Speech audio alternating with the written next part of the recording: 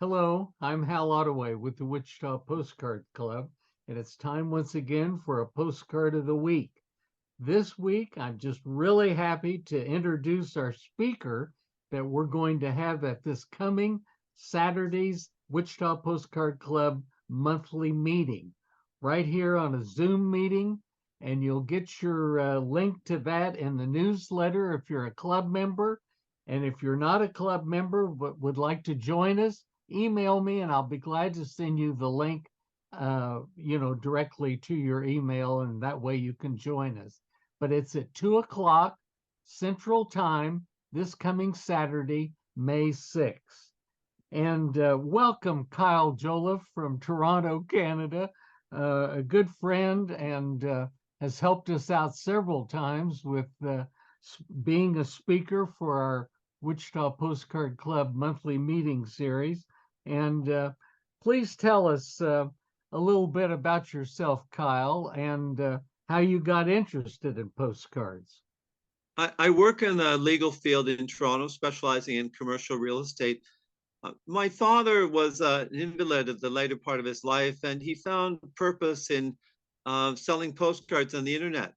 He could scan them, he could write a description and post them. He was on Playals.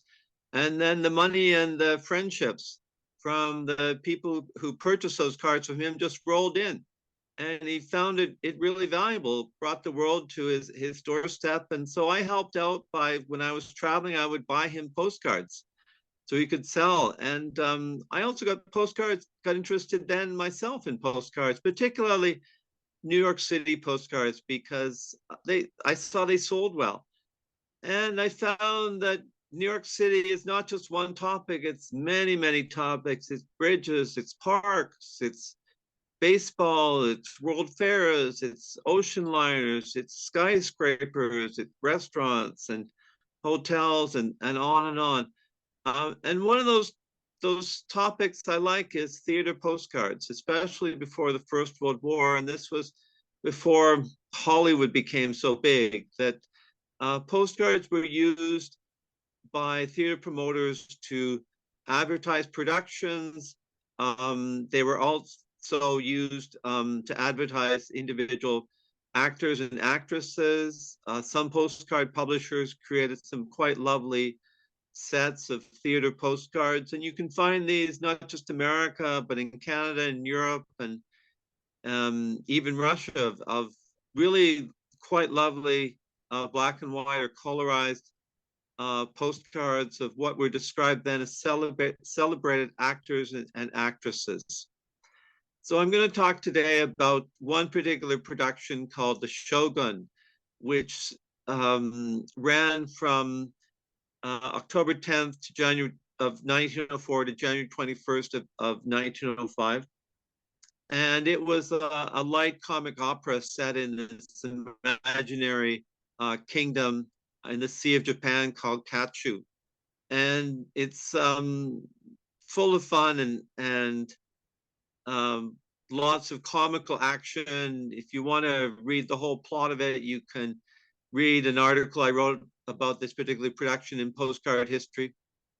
And the card I've chosen to show today is about the end of the play when the protagonist in the production, called William Henry Spangle, a chewing gum salesman from Iowa who wants a hereditary title, is being rescued by the U.S. Marines, even though he doesn't really need to be rescued, because in his brief stay on the island of Kachu, he's managed to buy everything and buy everybody off.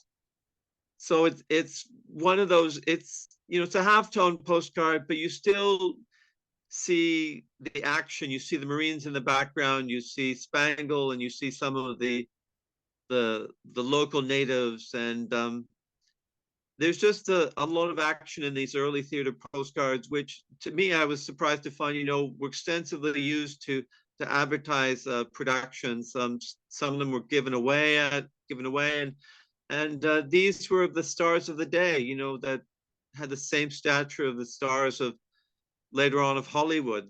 It's like the women actresses would get profiled in Ladies' Home Journal. And it's just an interesting glimpse back on a vanished world. through these theater production postcards, which were produced with a lot of care. Some of the productions later were turned into films for Hollywood, such as The Squaw Man. It's a world that started to fade away. It didn't disappear entirely, but movies kind of just took over. It was easier. You only had to produce a movie once, and you didn't need touring productions as much anymore. It's just to me a really interesting topic that is otherwise lost to time unless you kind of go out of your way to look for it. Well, great. It's just like opening the door to history and to what happened Absolutely. in the past. And it's sounds like a most interesting presentation. And we look forward to seeing you here. And thank you for being here today, Kyle, Oh, you're most welcome, Hal. to help talk about this. And once again, we'll see you this coming Saturday afternoon, 2 p.m. Central Time, Wichita, and we'll see you then. Thank you very much. Thanks again, Bye-bye. Kyle. You bet. Thanks.